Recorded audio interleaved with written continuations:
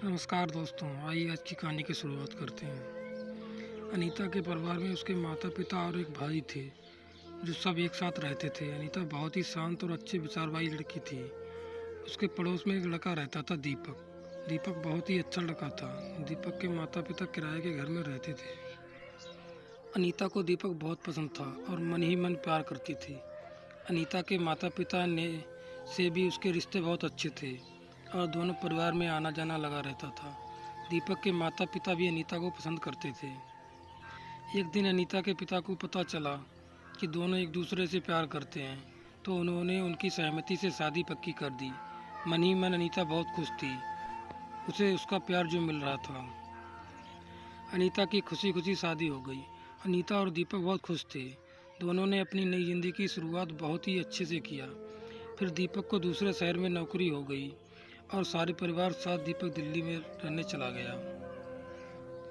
सब कुछ ठीक चल रहा था। एक क्या अनीता जिस दीपक से प्यार करती थी, अब वो दीपक एकदम बदल चुका था। एक दिन दीपक अनीता के घर जाता है और अनीता को वहाँ छोड़कर चला आता है। कुछ दिन बीत जाते हैं लेकिन दीपक अनीता को लेने नहीं जाता है।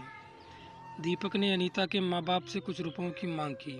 अनीता के पिता को लगा कि शायद उसके दामाद को पैसे की ज़रूरत होगी, इसीलिए उसके पिता ने जैसे तैसे बड़ी मुश्किल से 3 लाख रुपए का इंतजाम किया।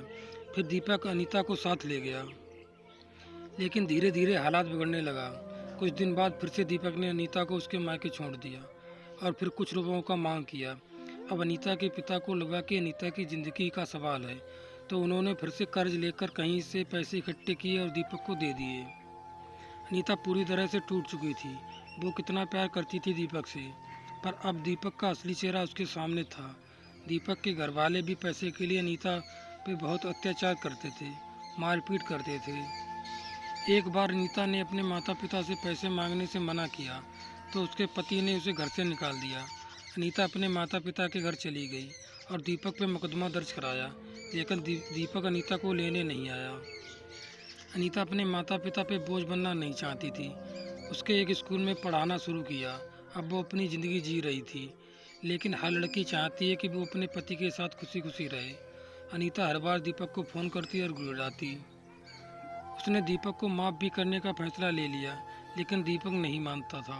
अनीता दीपक से अब भी प्यार करती थी। एक दिन अनीता शाम को घर आ रही थी, तभी उसके दीपक को फ़ोन किया और बोली, मैं तुम्हें बहुत प्यार करती हूँ, मुझे अपने साथ ले चलो, हम अपनी ज़िंदगी नए सिरे से शुरुआत करेंगे। लेकिन दीपक नहीं माना और बुला भला बोलने लगा। उस दिन अनीता को बहुत ठेस लगा। उसने कहा मैं मर जाऊंगी, लेकिन फिर भी दीपक नहीं माना और अनीता अंदर से इतनी टूट गई थी कि अब उसके पास हिम्मत नहीं बची थी। वो जीना नहीं चाहती थी। उसे लगा वो अपने माता पिता पे बोझ बनकर नहीं जिएगी। इस ज़िंदगी से तो मर जाना बेहतर है। अनीता ने खुदकुशी कर ली। इसमें अनीता की क्या गलती थी? और उसके माँ बाप जो कि अपने बच्चे के आने का राह देख रहे थे, लेकिन अब अनीता लौटकर नहीं आने वाली थी।